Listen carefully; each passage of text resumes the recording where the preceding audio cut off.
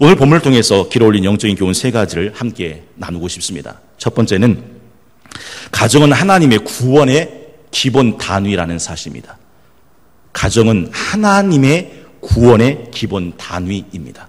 여러분, 오늘 본문 잘 아시는 분은 잘 아시는 본문이고 낯선 분들은 낯선 본문이겠지만 빌립보 감옥 간수가 큰 사건을 만나서 뒤집어지는 순간입니다. 그때 30절에 보면 빌립보 감옥 간수는 이렇게 말합니다. 선생님들이여, 내가 어떻게 해야 구원을 받으리까? 선생님들이여, 내가 어떻게 해야 구원을 받으리까? 그때 사도 바울과 실라의 대답은 너무도 간단합니다. 31절, 주 예수를 믿으라. 그리하면 너와 내 집이 구원을 받으리라. 여러분, 빌립보 감옥 간수는 내가 어떻게 해야 내가 구원을 얻을 수 있겠습니까? 라고 물었지만 바울과 실라는 네가 주 예수를 믿으면 너와 내 집은 구원을 받을 것이다 라고 말씀하고 있습니다. 여러분, 구원은 나를 넘어 그의 집까지 확대되고 퍼져가는 하나님의 구원의 단위라는 사실을 오늘 본문은 우리에게 가르쳐주고 계시더라 하는 것이죠. 하나님의 구원은 언제나 이렇게 집안을, 가족을, 가정을 단위로 행하신 구원의 역사입니다. 노아의 방주를 누가 지었습니까? 노아가 짓습니다. 120년 걸립니다. 그러나 하나님은 그 노아의 방주에 들이신 사람은 노아만이 아닙니다. 창세기 7장 1절, 창세기 7장 1절에 보면 이렇게 말씀하고 계시죠. 여호와께서 노아에게 이르시되 너와 내 온 집은 방주로 들어가라. 방주는 노아만 들어가는 곳이 아닙니다. 노아, 너 그리고 내 온 집 방주로 들어가라 말씀합니다. 전 여러분들에게 한번 여쭤보고 싶은 것이 있습니다. 여러분, 주일입니다. 만세 전에 복주식에서 예배하신 거룩한 주님입니다. 그리고 교회는 주님께서 핏값으로 사신 주님의 몸된 교회입니다. 혹 여러분이 여기 계시듯 여러분의 가족, 여러분의 가정, 여러분의 자녀, 여러분의 가족들도 지금 어딘가에 교회 안에 들어가 계십니까? 믿음 안에 계십니까? 신앙 안에 계십니까? 노아는 자기 집안 모두를, 아니 하나님은 노아에게 말씀하셨습니다. 너와 온 집안은 방주로 들어가라. 왜 그럴까요? 가정은 하나님의 구원의 기본 단위이기 때문입니다. 두 번째는 가정은 하나님의 전도의 기본 단위입니다. 가정은 하나님의 전도의 기본 단위입니다. 그때 빌립보 감옥 간수가 놀래서 내가 어떻게 해야 구원을 얻을 수 있겠습니까? 라는 이 물음에 사도 바울과 실라는 주 예수를 믿으라. 그리하면 너와 내 집이 구원을 받으리라 하시고 난 뒤 32절에 보면 이렇게 말씀합니다. 주의 말씀을 그 사람과 그 집에 있는 모든 사람에게 전하더라. 여러분, 사도 바울과 실라는 그 빌립보 감옥 간수에게만 주의 복음, 주의 말씀을 전하고 끝난 것이 아닙니다. 그뿐 아니라 그 집에 있는 모든 사람에게 그 복음을, 그 말씀을 전했다는 거죠. 왜 그럴까요? 가정은 전도의 기본 단위가 되기 때문입니다. 여러분, 아브라함은 믿음의 조상, 복의 근원, 하나님의 친구였습니다. 그걸 가능하게 만든 것, 확증한 것이 있는데 그게 할례입니다. 남자의 생식기의 표피를 잘라내는 거죠. 그리고 그 표를 자기 몸에 짊어지는 겁니다. 이것이 바로 하나님과 아브라함이 맺은 언약의 증표입니다. 그러나 하나님은 아브라함에게 그 언약을 주시면서 너만 할례 받으면 된다고 말하지 않으셨습니다. 창세기 17장 11절 이하에 보면, 창세기 17장 11절에 보면 하나님이 아브라함을 부르셔서 그 할례를 받게 하셨을 때 할례를 받아야 되는 사람은 아브라함뿐 아니라 아브라함에 있는 모든 가족들이었습니다. 창세기 17장 11절, 너희는 포피를 베어라. 이것이 나와 너희 사이의 언약의 표징이니라. 너희의 대대로 모든 남자는 집에서 난 자나 또는 너희 자손이 아니라 이방 사람에게서 돈으로 산 자를 막론하고 난 지 8일 만에 할례를 받을 것이라. 계속해서요, 너희 집에서 난 자든지 너희 돈으로 산 자든지 할례를 받아야 하리니 이에 내 언약이 너희 살에 있어 영원한 언약이 되려니와 할례를 받지 아니한 남자 곧 그 포피를 베지 아니한 자는 백성 중에서 끊어지리니. 계속해서 그가 내 언약을 배반하였습니다. 여러분, 구약에 하나님의 백성의 언약의 증표였던 할례는 지금은 뭐가 됐을까요? 세례입니다. 여러분, 세례 받으셨습니까? 하나님의 언약의 백성의 그런 증거를 갖고 계신 분입니다. 혹 여러분의 가족 중에도 다 세례를 받으셨습니까? 세례는 나만 받고 끝나는 게 아닙니다.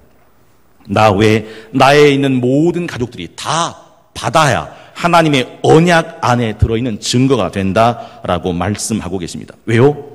나만 말씀 들으면 끝나는 게 아닙니다. 나만 전도되면 끝나는 게 아닙니다. 오늘 본문을 보십시오.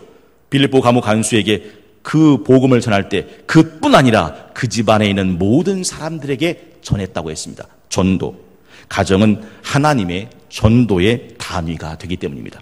마지막 세 번째가 있는데, 가정은 하나님의 축복의 단위입니다. 가정은 하나님의 축복의 단위입니다.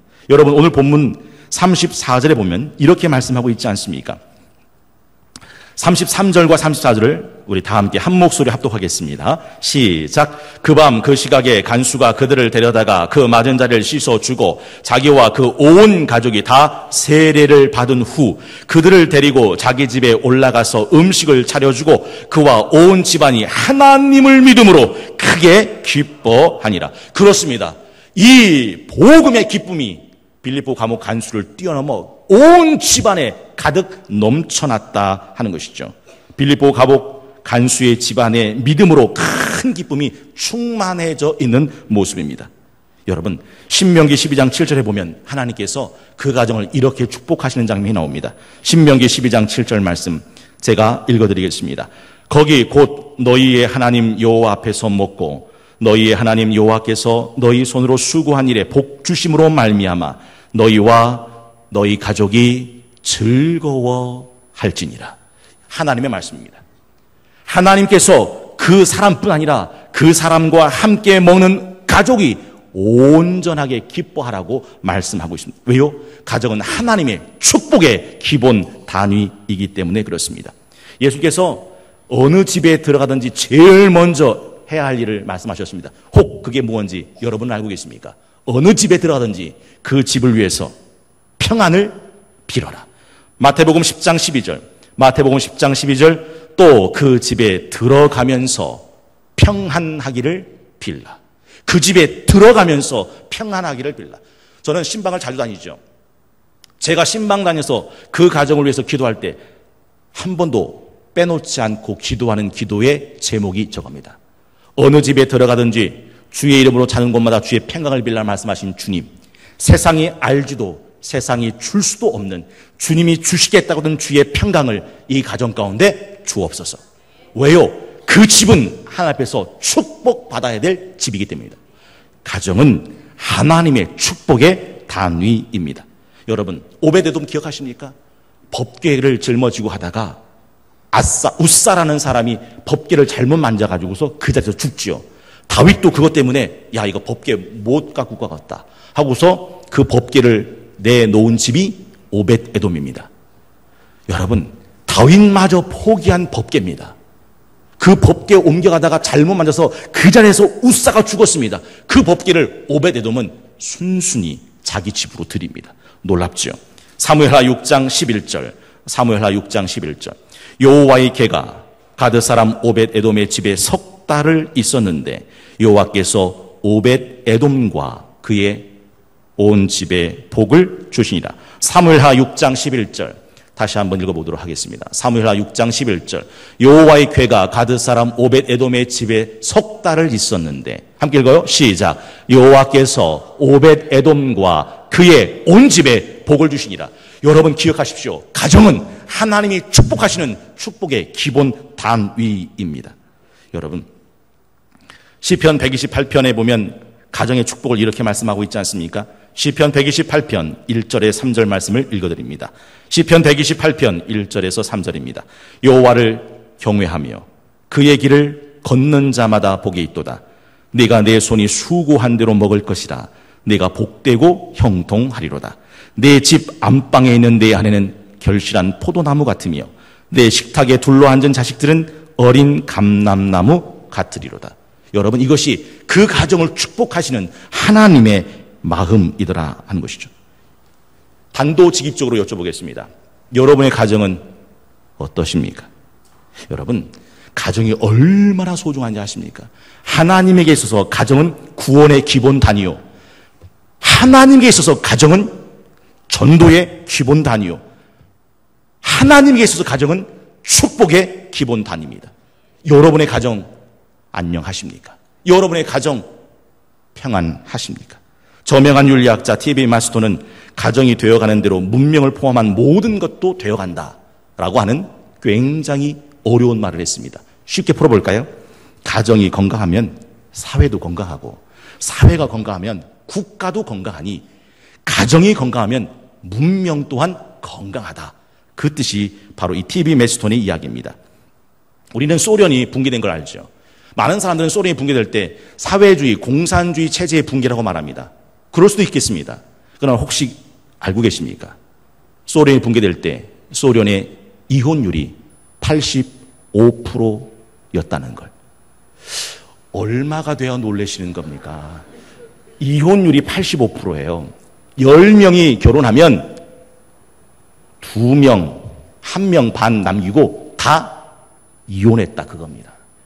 가정이 무너지면 나라, 국가, 사회는 무너지는 건 시간 문제더라. 우리나라 이혼율 얼마인지 아십니까? 40%를 육박합니다.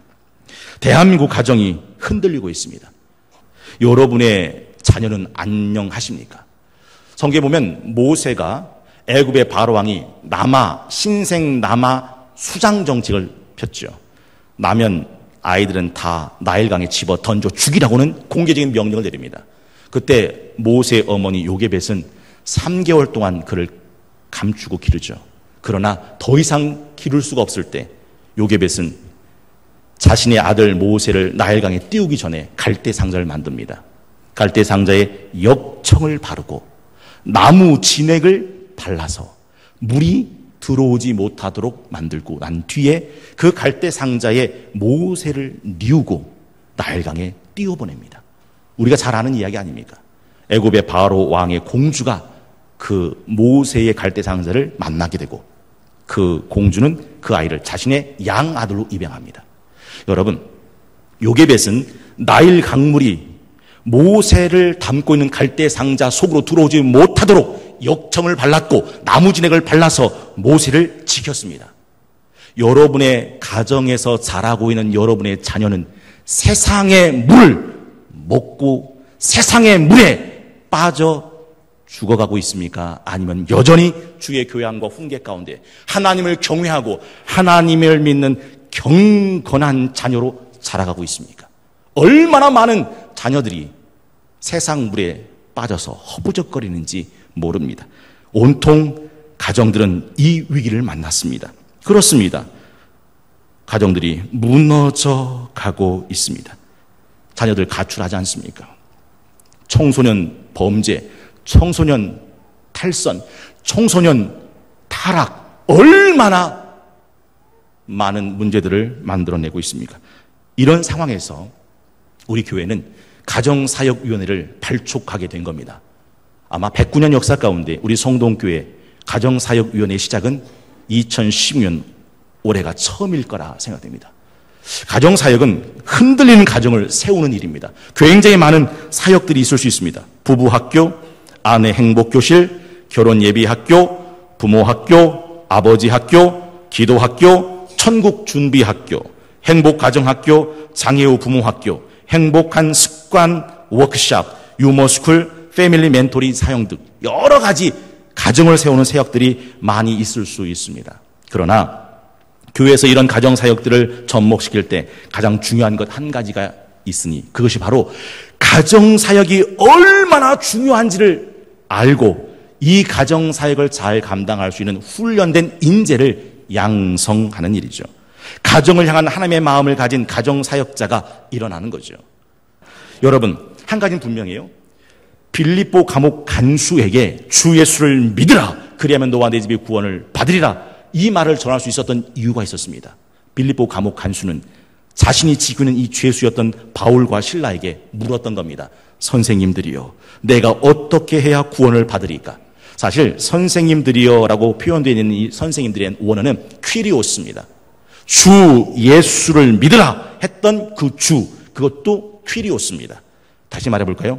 사실은 번역은 선생들이여라고 번역했지만 더 정확하게 번역하면 주님이란 뜻입니다. 주님, 내가 어떻게 해야 구원을 얻을 수 있겠습니까? 다시 말해볼까요? 자기가 지키던 죄수였던 그들을 향해서 간수였던 빌립보 감옥 간수는 주님이라고 부르고 있는 겁니다. 주님, 내가 어떻게 해야 구원을 얻을 수 있겠습니까? 라고 묻고 있는 거죠. 도대체 무슨 일이 있었기 때문에 자기가 지키는 죄수를 향해서 주라고 부를 수 있었던 걸까요? 오늘 본문에 보면 바울과 실라는 빌립보 감옥에 갇힙니다. 여러분, 감옥에 갇혀 보셨습니까? 대부분은 감옥에 갇히면 신세 타령하거나 일찍 자거나 억울하다고 소리를 지르거나 하여튼 죄수로서의 죄수다운 모습을 보이기 마련입니다.